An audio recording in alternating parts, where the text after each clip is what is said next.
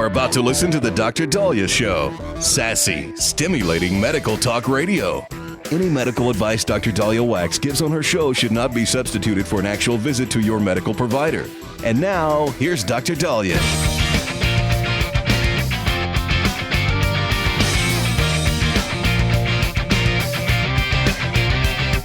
All right. We are back on the Dr. Daliah Show. Thank you all for tuning in. 1-877-DOC-DALI, 1-877-DOCDALI. So for those of you that travel, go on airplanes, and then have to remove your shoes and stink it up in the security line, the TSA is going to now rescind the mandatory requirement that you remove your shoes. Now, this isn't for everybody. If you don't have your real ID, they could still ask you to remove your shoes. But this is huge in terms of wait lines with travel, anxiety about your feet. I luckily have TSA pre-check, so I get to keep my shoes on. But prior to my getting TSA pre-check, I used to panic a little bit about that because I don't like the new sock crispness. And so when I travel, I like to wear relaxed, elastic, relaxed things. So most of I have old underwear that's clean and old socks that I use for travel. I used to travel with scrubs. I'd wear scrubs. And then, but still, I would, my socks would be old, worn out. I wouldn't wear, super fancy things. I used to do flip-flops, but I don't like doing flip-flops because then you have to take off your socks and shoes, and everybody else is barefoot, and now you're getting foot fungus. And so there was always that little bit of, tenseness of, well, what are my feet going to get exposed to? So it's really, really nice to wear shoes. If you remember, the reason why we're in this position, everybody says it was because of 9/11. It actually was after 9/11. The same year, Richard Reed, who was, I guess, known as the shoe bomber. Remember, there was also the underwear bomber where somebody had underwear in his panties or whatever, or a bomb in his underwear, whatever. But Richard Reed, this was on December 22nd, 2001, boarded an American Airlines Flight 663 from Paris to Miami, and he had explosives hidden in his shoes. He was unsuccessful in detonating them because passengers on the plane subdued him, and the plane landed at Logan International Airport in Boston. As a result, we have to remove our shoes. Or we've had to now for 24 years. This guy was a real piece of work. I forget exactly what happened and what type of explosives. I think he was sentenced to 3 life terms plus 110 years in prison without parole. I believe he's in a Colorado maximum security prison right now, a London national, known as the shoe bomber, known as Abdul Rot. Abdel Rahim.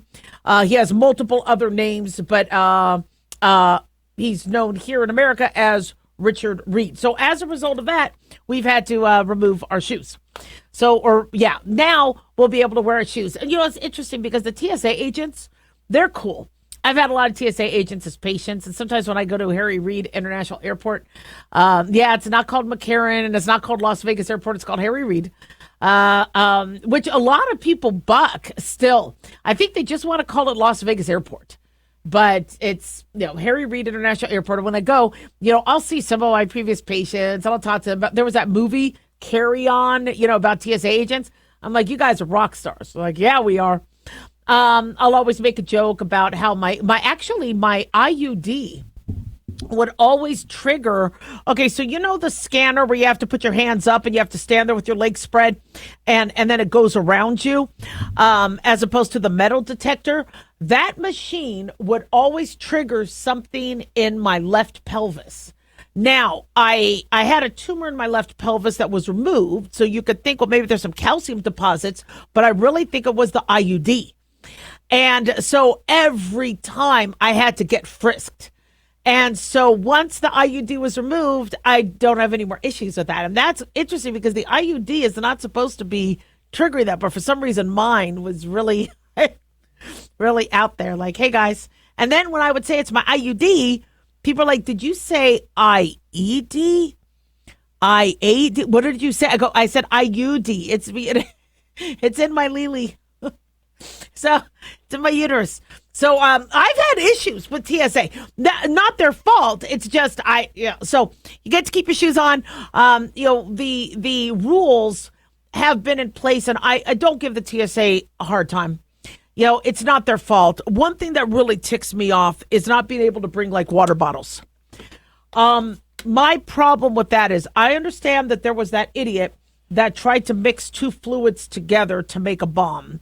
I think it was on a London flight. I forget how many years ago. And so now you have to have less than 3.4 ounces of anything, whether it's makeup, whether it's even toothpaste can be too big a container. But what ticks me off about that is I need to hydrate. I mean, you're in Las Vegas, right? You're going to the airport in Las Vegas. It's hot. You have to be there 2 hours early. You can't bring your own water. So then you have to purchase $10 bottles of water at the airport. That ticks me off. If you're going to remove our water, that water better be free. I cannot stand the fact that that's got to change. These airports have got to stop charging. I mean, it's almost mini bar prices, at hotels. Ridiculous for water. That's got to stop. Now, they do have these water fountains where you could bring your own bottle and then you could fill it up. So I guess you could do that.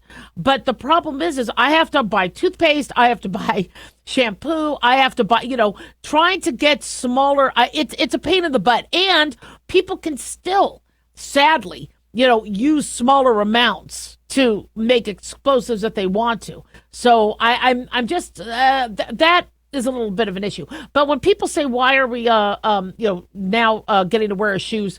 We have better equipment than we had in 2001. So I think they could pick things up a lot better from the soles of our shoes. And so, that excuse me, that'd be interesting.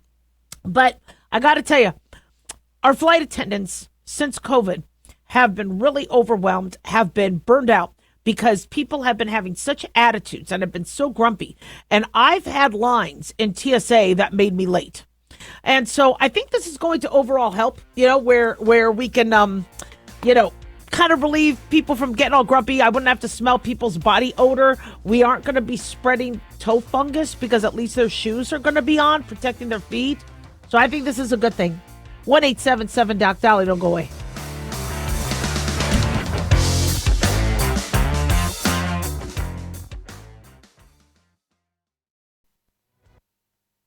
Have you ever thought you'd like to buy and sell houses but didn't know how or where to get the money? My name is Ron LeGrand, and over the past 40 years, I've bought over 3,000 houses without using my money or credit and taught thousands to do the same. Today, even in a virtual environment, we buy nice houses in nice neighborhoods using no banks, realtors, contractors, or other costly entanglements, and build huge cash flow and wealth without the hassle of tenants, all without credit and little or no money. You don't need a license or experience, and I'll show you exactly how it's done. Text FREE to 99799, and I'll send you my free training. I promise you I'll change the way you think about real estate and open the door to a new lifestyle that doesn't involve risk or rehabs and can quickly replace your current income. Text FREE to 99799 and let me show you how to take your life back and build cash flow and wealth from your home. That's FREE to 99799. Again, FREE to 99799. Hi, it's Mark Falter, host of the Financial Fitness Show. I strongly believe that no one should ever pay 1 penny more in taxes than they are legally obligated. Unfortunately, for most hardworking Americans, this just isn't the case. Why? Because most people spend more time planning next weekend's getaway than trying to ensure they're going to pay less in taxes. My financial fitness team has put together some materials that I know are going to help you. It's the Tax Savings Kit. Tax Savings Kit includes 3 things: free tax analysis, top 10 ways to pay less in taxes, and an investor's guide to taxes. Now, how do you get it? Simple. 866-764-2635. Again, 866-764-2635. I'm Mark Falter. This is Financial Fitness, making personal finance profitable.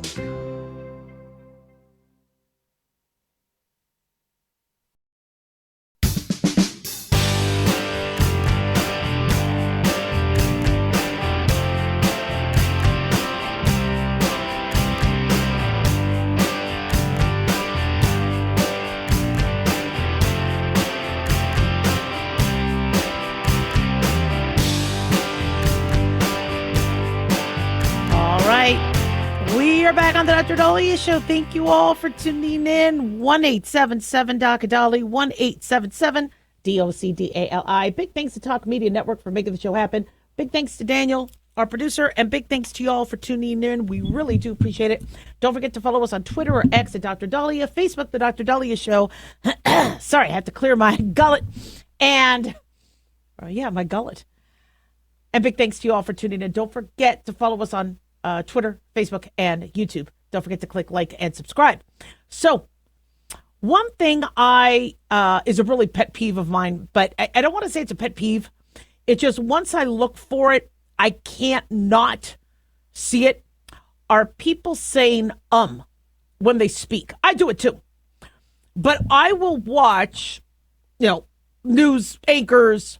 I will watch people interviewing, and I'll hear the and then I'm like, okay, are they saying a lot? And then you'll see they do it a lot, and they'll actually end every sentence or proceed every sentence with the term And the more you look for it, the more common you see it. And it drives you crazy. There's also other things people will do when they speak. And when I was in, I think it was 8th grade, I took debate class. It was either 5th, 6th, or doesn't matter. But I would be in debate class, and the teacher would rip all of us new ones for saying Now, in medical school, they never really taught us about that, in terms of how your brain processes speech, etc. However, when you had a student throughout school who would maybe speak quickly, and the teacher or professor would say, you have to speak slower. You have to speak slower. They would be trained to pause.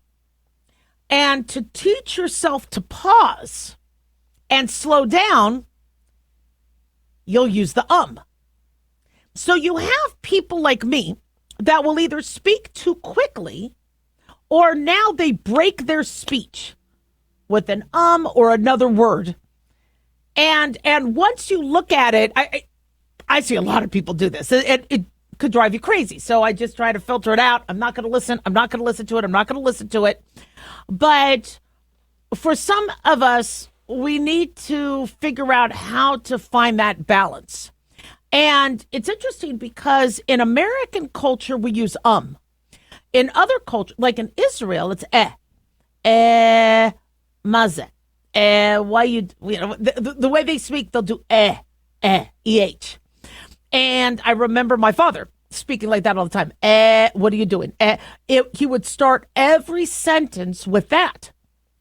And so it's not necessarily a disability. It's not necessarily something wrong in the human nature, in psychology or in communication, I should say, communication.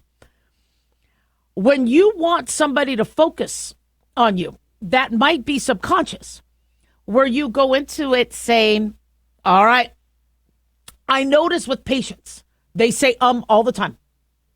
And they do that to tell me that they're going to still speak.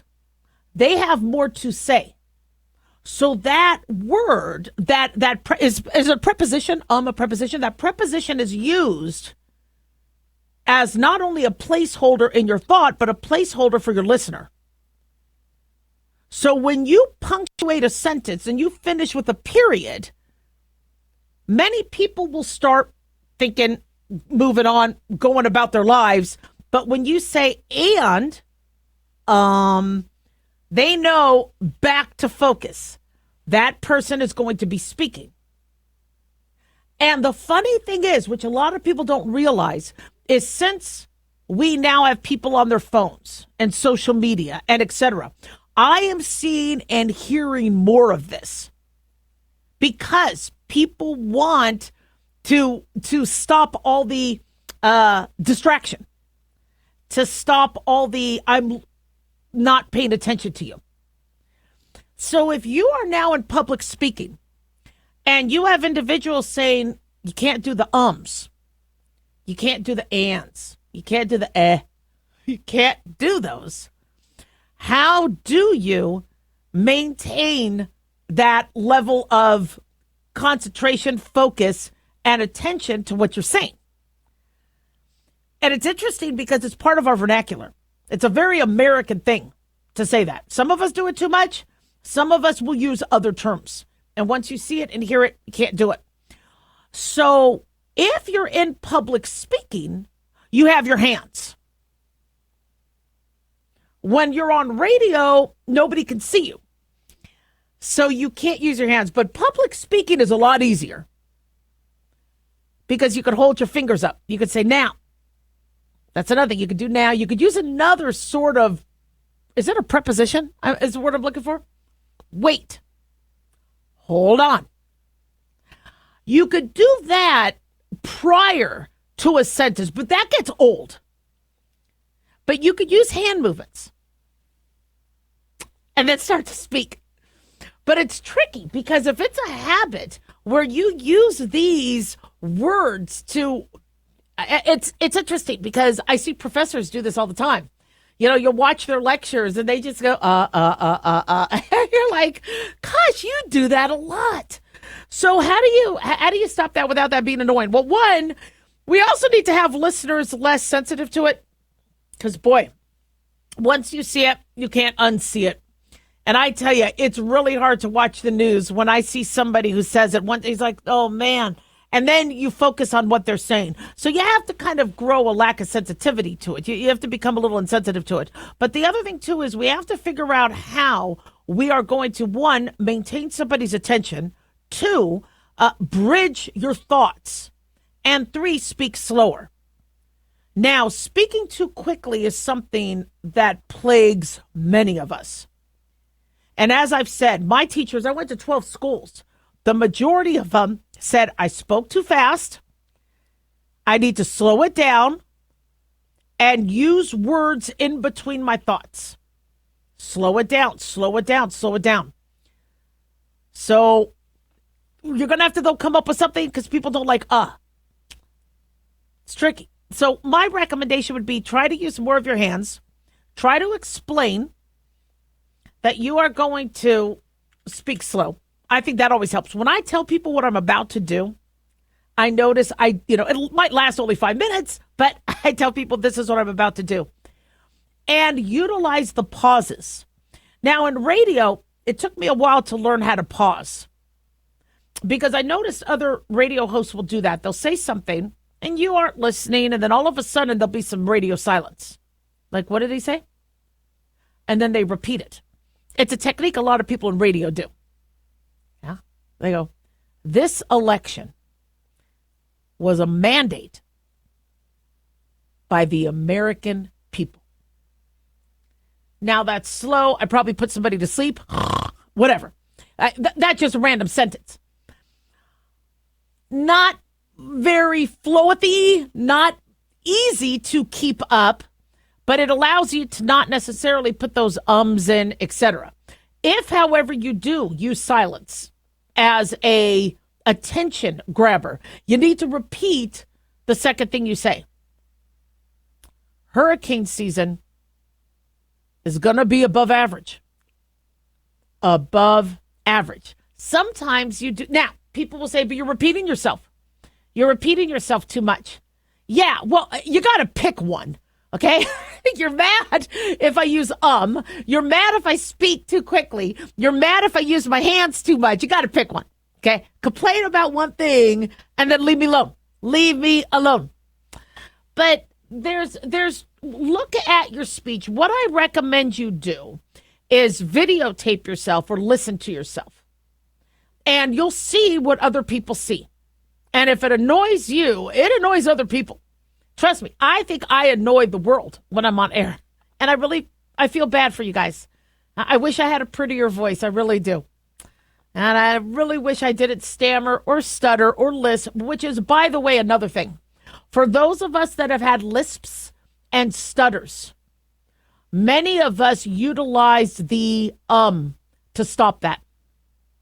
And I overcame my speech issues using those break words.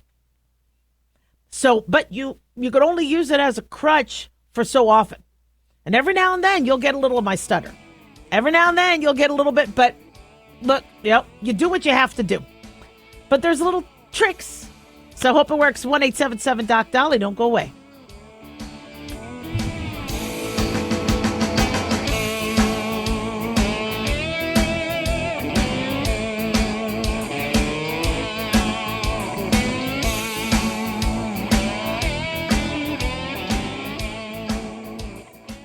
Dr. Daliah here. Are you tired, burned out, gaining weight, succumbing to the daily pressures of life? Well, how's your dopamine doing? How you feel right now, how you'll feel an hour from now, and how you'll feel next week is completely reliant on your dopamine. Our daily motivation and willingness to push through challenges depends on the intricate chemical process dopamine provides. Christian Kalikas and I created Deploying Dopamine, a book that tells you what dopamine is, when it dysfunctions, and how to successfully deploy it when needed. Find Deploying Dopamine on Amazon today. Check it out. At Hotshot Secret, we share the science behind common diesel problems. For example, diesel fuel cetane levels. The cetane rating in diesel fuel is 42 to 45. Most diesel engines operate more efficiently with a cetane rating of 48 to 50. One treatment of Hotshot Secret Diesel Extreme will raise your cetane 7 points, increase fuel economy, and improve cold starts. Hotshot Secret Diesel Extreme is available nationwide at truck stops, fine farm and auto stores, and online at hotshotsecret.com. Hotshot Secret, powered by science.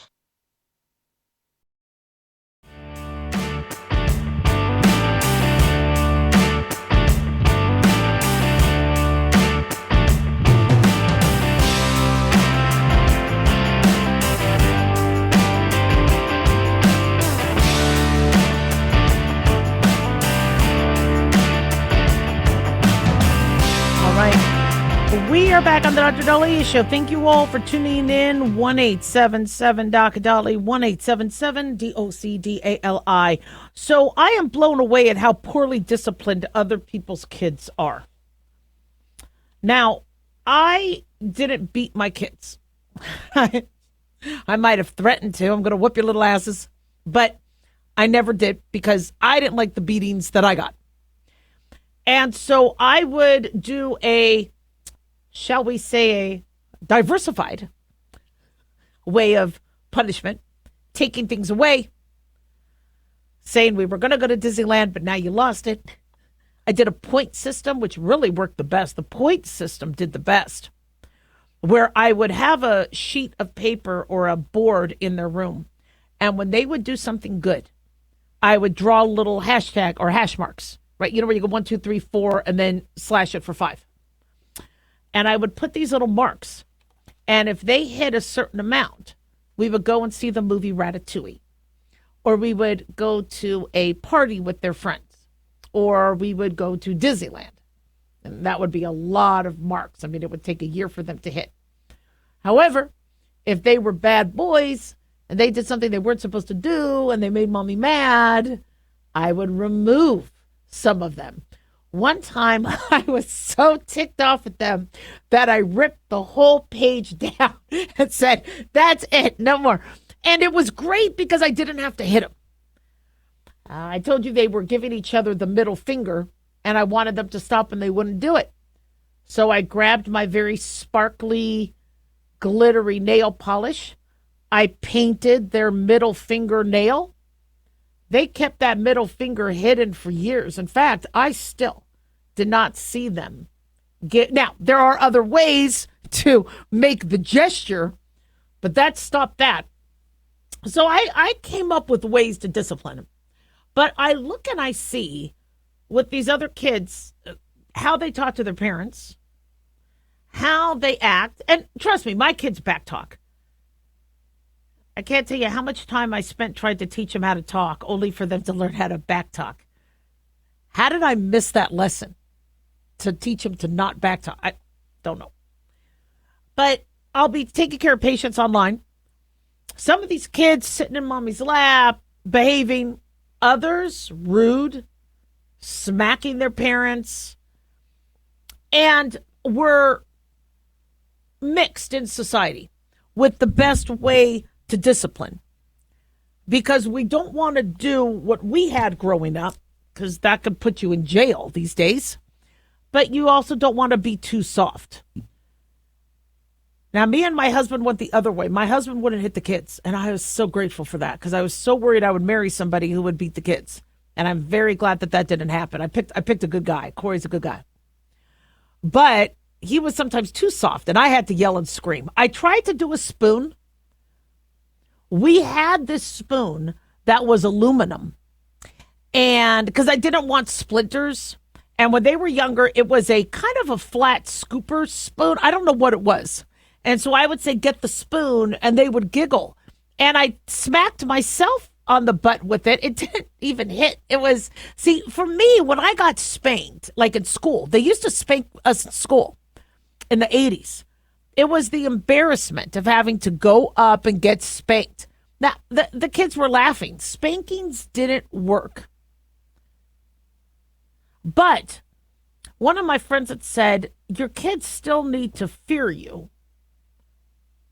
And they need to not fear you in that you will beat them or hurt them, but that it's much easier to follow what you say than what their life is going to be like if you don't follow what I say.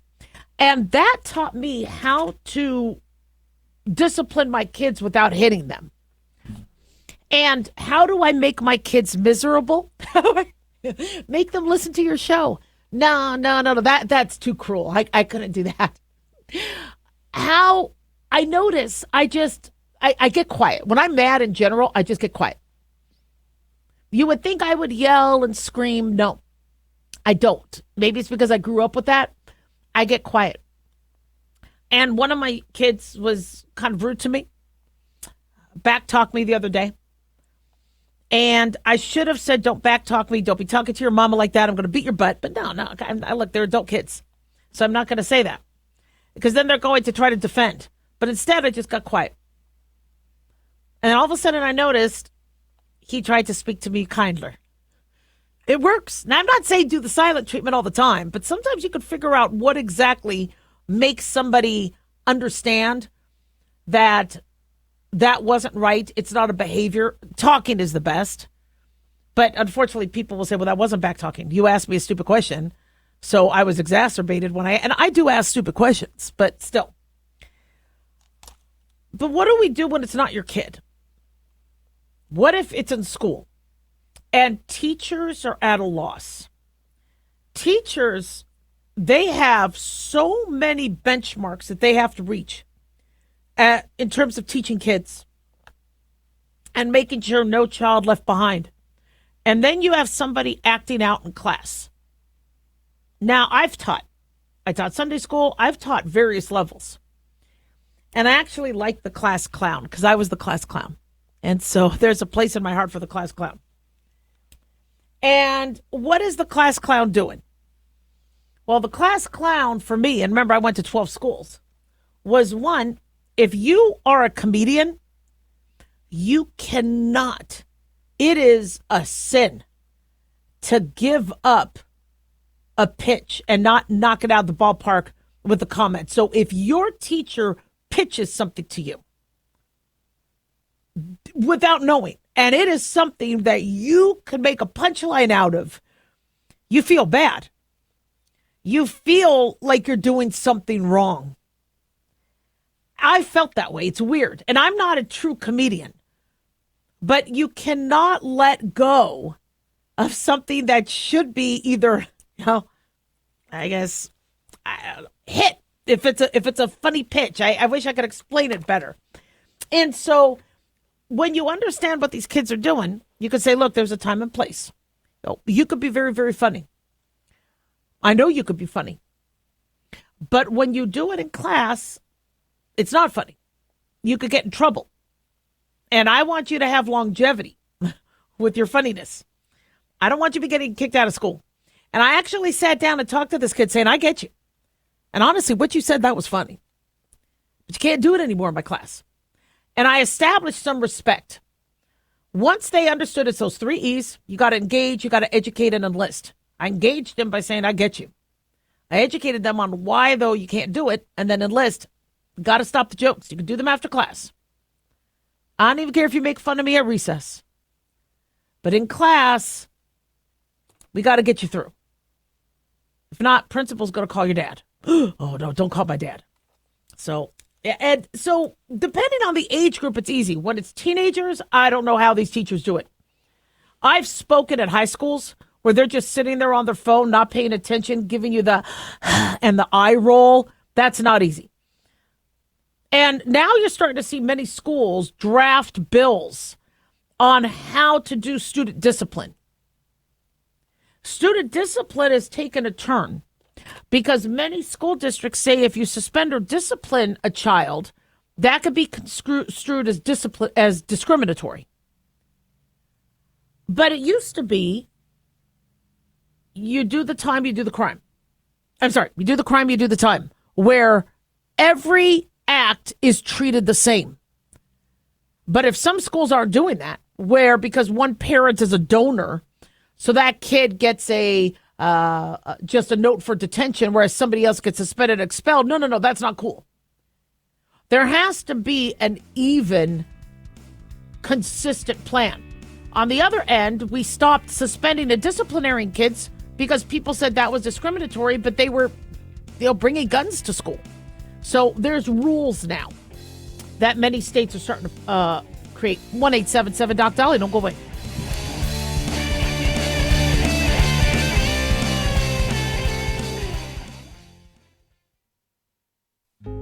Hey guys, it's Clyde. We've had a lot of requests for Ground Zero merchandise, so we put together an online store with a big variety of high-quality items. I'm really excited to let you know about these things. We have a lot to offer you and your loved ones. In addition to our regular apparel, such as t-shirts, beanies, hoodies, and hats, we've expanded our product line with posters, flags, aprons, mugs, and a whole lot more. We also have Ground Zero collectibles along with a limited edition of items like a Clyde Lewis canvas portrait, a Ground Zero embroidered jacket that will certainly make for great gifts and for interesting conversations with family and friends. And we now offer publications such as Ron Patton's book about mind control, MK Zine, and back copies of the official magazine of Ground Zero while it was in print. Paranoia, the Conspiracy Reader, also coming in 2023, are updated and revised books that I've written. There's a secure and easy-to-use shopping cart for your purchases. So shop today at our official store by going to groundzeromerch.com. Again, that's groundzeromerch.com. Hey, America. How tired are you of mainstream corporate media's biased narratives and manipulated news? Their dishonesty and attempts to influence this generation have been exposed, put on display for anyone who's even half paying attention. But the New American Magazine has been an honest source of news and commentary for over 50 years. This is your opportunity to receive the stalwart of principled journalism at a deep discount. Picture a beautifully published magazine arriving at your doorstep twice a month, packed with insightful stories written with integrity. It's also available digitally on the New American's mobile app. Get up to speed with intelligent coverage from a freedom perspective. Right now, for a limited time, the New American is available to radio listeners at a 25% discount on a new subscription. Visit thenewamerican.com/radio25 and receive 25% off. Subscribe today at thenewamerican.com/radio25.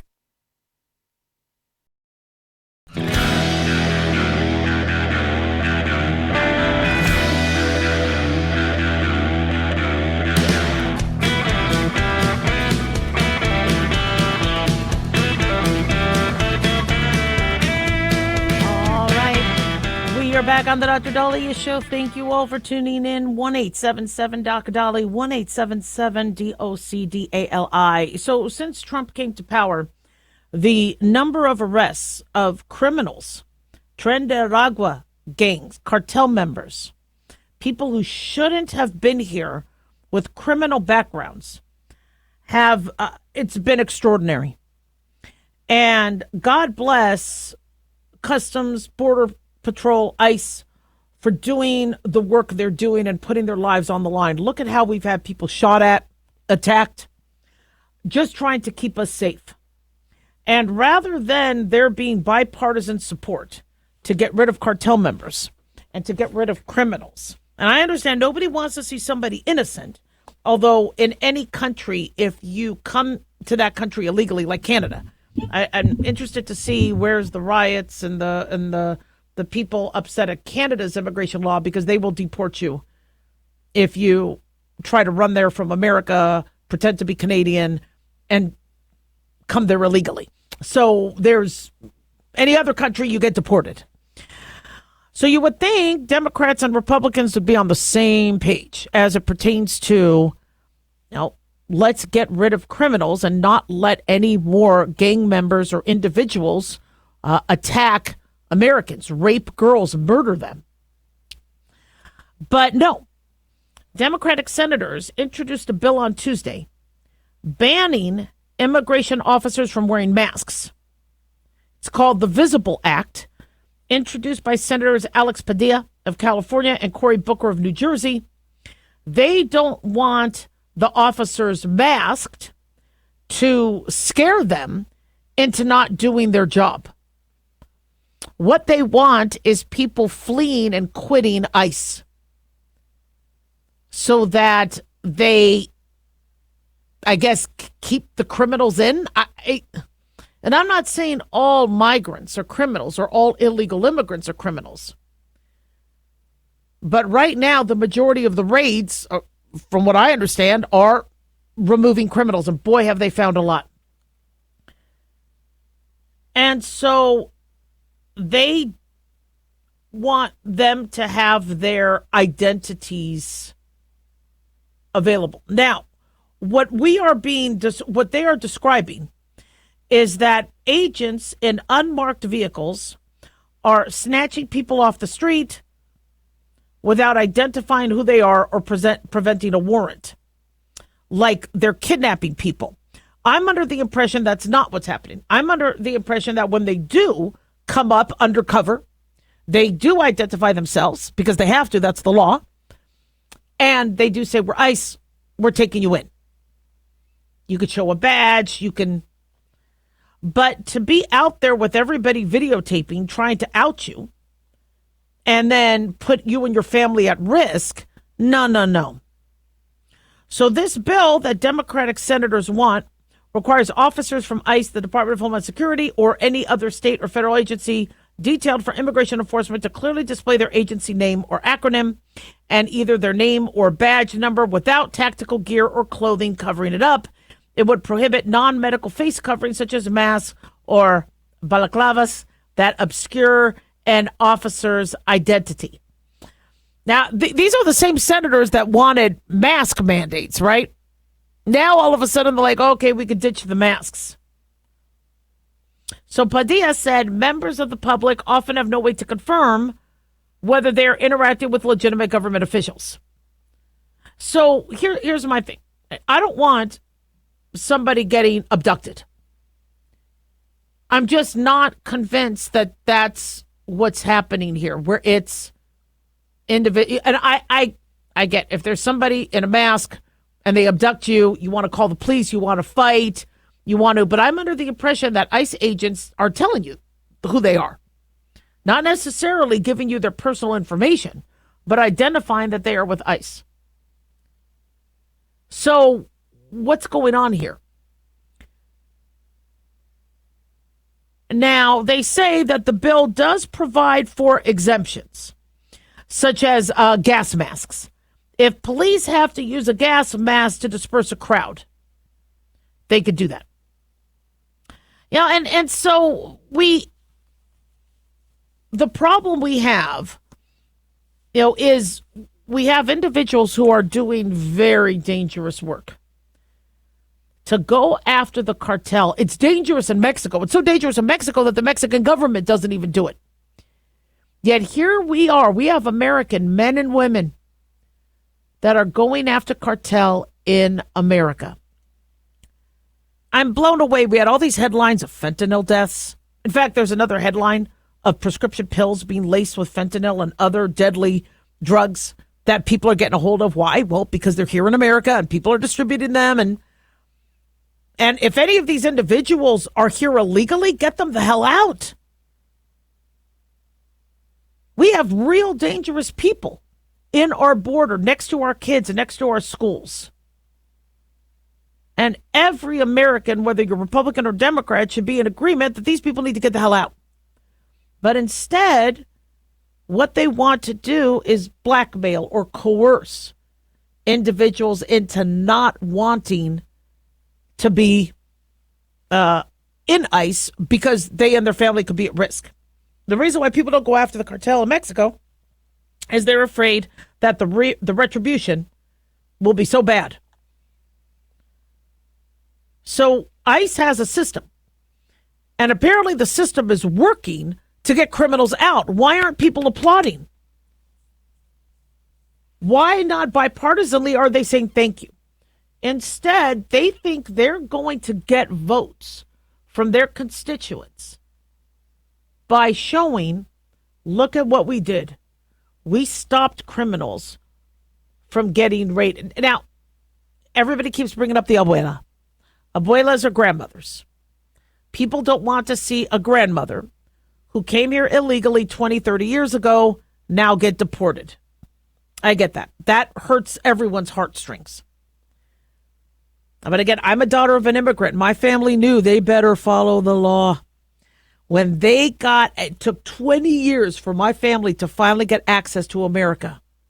And when they did it by the book. They took their immigration classes and their citizenship classes, and they learned the language. And then and my father would not get married till after he became a citizen. So nobody, because he met my mom, but he would not marry her until after he became a citizen. So it was doubly legit. They didn't want to take a chance because they knew, coming from other countries, that if you do any misstep, you're out, because that's how other countries work. In America, it's all, no, you can do whatever you want. So I want cartel out of America. I want gangs. Illegal immigrant people in gangs out of here. Tren de Aragua, go bye-bye. I don't want them here. So who removes them? Well, that's ICE and Homeland Security. That's what they do. But now, because, see, they didn't not wear masks before. One, because of COVID. And two, because if somebody was here illegally, you got deported. That's how they do it in other countries. That's how they do it here. But under Biden, now we have cartel. The fact that ICE has to wear a mask tells you the dangerous people they are coming into contact with. That's what makes it so asinine. Why on earth would Cory Booker not want these individuals out? 1-877-DOC-DOLLY. Don't go away.